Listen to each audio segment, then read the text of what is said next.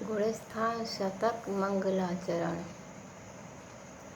आदिश्वर से वीर प्रभु गौतम कुंद कुंद ऋषिराज, विद्याभूषण सन्मति चरण शतक रचु नथ मस्तक आय, शतक कहूँ नथ मस्तक आय।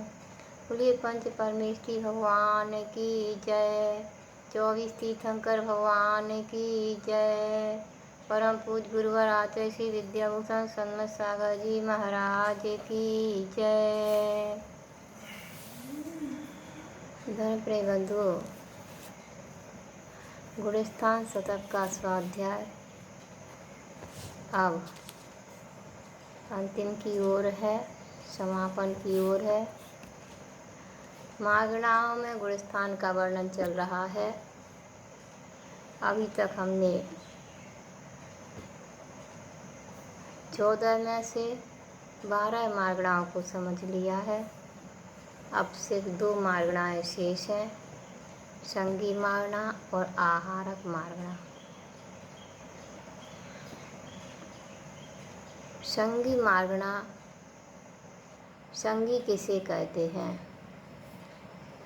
मन सहित जीव को संगी कहते हैं और मन रहित जीव को असंगी कहते हैं। इसके सैनी और असैनी के नाम भी आते हैं। मन सहित जीव को सैनी और मन सहित रहित जीव को असैनी कहते हैं। इस तरह से यह संगी मार्गणा होती है। इसके विषय में कह रहे हैं, बता रहे हैं कि कौन जीव संगी होते हैं, कौन असंगी होते हैं, किन के कितने गुणस्थान होते हैं। मन बिन है जो जीव असंगी, पहले में ही रहते हैं।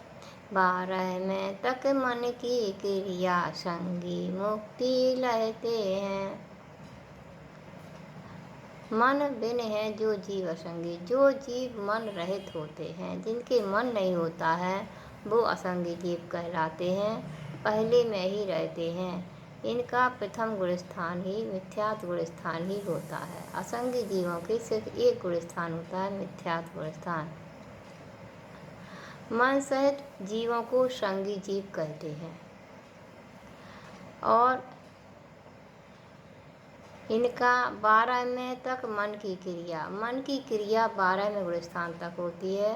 पहले गुणस्थान से 12 में गुणस्थान तक संगी जीव के रहते हैं तथा संगी जीवों के पहले गुणस्थान से 12 गुणस्थान तक होते हैं। संगी मुक्ति लेते हैं और संगी जीव मोक्ष की प्राप्ति करते हैं। तो एक इंद्री से लेकर के 4 इंद्री जीव तक तो असंगी ही होते हैं, मन से रहित होते हैं।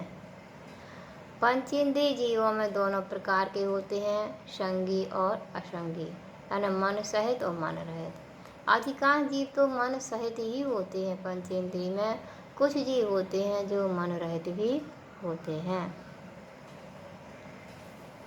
तो इस तरह से पंचेंद्रिय जो संगी जीव हैं वह पहले गुणस्थान से 12वें गुणस्थान तक जा सकते हैं। जाने को तो मुक्ति भी प्राप्त करते हैं, लेकिन 12वें गुणस्थान में मन की क्रिया समाप्त हो जाती है। केवल ज्ञान, 13वें गुणस्थान केवल ज्ञान होते ही फिर मन और इंद्रियां एक काम नहीं करती हैं, इनकी आवश्यकता नहीं रहती है। केवल ज्ञान और केवल दर्शन में सब कुछ जानना और देखना होता है।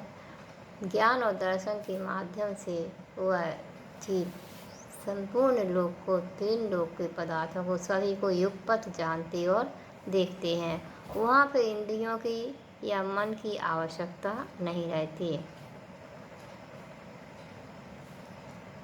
क्योंकि केवल ज्ञान सकल प्रत्यक्ष है, मन संपूर्ण पदार्थों को प्रत्यक्ष जानता है, उसके लिए परावलंबन की आवश्यकता नहीं है। अब आहारक मार्गणा। गुणस्थान पहले से 13 काय ग्रहण आहारक है, पहले दूजे चौथे 13 14वें अनहारक है।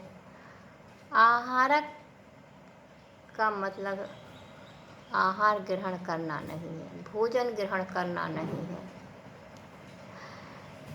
शरीर के योग्य पुद्गल वर्गणाओं को, नौकर वर्गणाओं को ग्रहण करना ये आहारक कहलाता है। और जहाँ शरीर के युग वर्गणाओं को ग्रहण नहीं किया जाता उसे अनाहारक कहते हैं। तो जीव अपनी पर्याप्त अवस्था में आहारक होता है और अपर्याप्त अवस्था में अनाहारक होता है।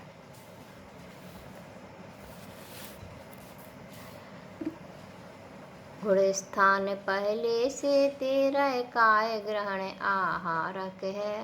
पहले गुणस्थान से लेकर के 13वें गुणस्थान के जीव सभी आहारक होते हैं। इसमें ही पहले, दूजे, चौथे, 13, पहले गुणस्थान, दूसरा गुणस्थान, चौथा गुणस्थान और 13वां गुणस्थान, इन और 14वां, इनमें अनाहारक ही होता है। अर्थात जब जीव मरण करके एक गति से दूसरी गति में जाता है, विग्रह गति, उसे विग्रह गति कहते हैं। और विग्रह गति में जीव अनाहारक होता है, क्योंकि नई गति में जाने के बाद वह जब तक शरीर को ग्रहण नहीं करता है पर तब तक उसके अनाहारक अवस्था होती है।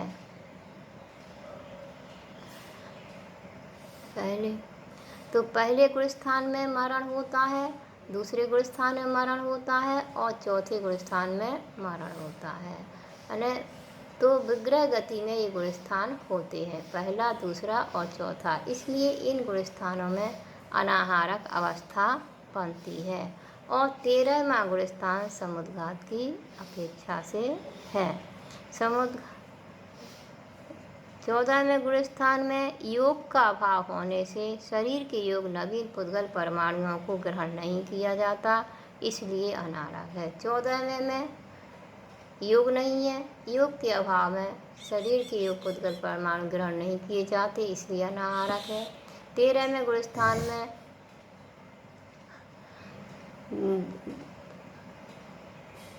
समुद्घात की अपेक्षा से अनाहारक है